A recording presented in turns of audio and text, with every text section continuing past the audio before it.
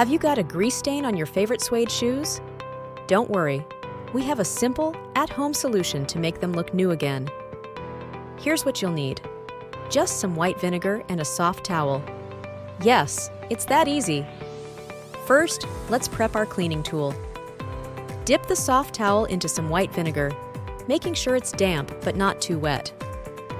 Carefully rub the vinegar-soaked towel on the grease stain on your shoe. Be gentle to avoid damaging the suede. Next, just let the vinegar do its magic. Allow the shoe to air dry. This gives the vinegar time to break down the grease. Gently agitate the stained area with a suede brush. This helps lift any remaining grease and restores the suede's texture.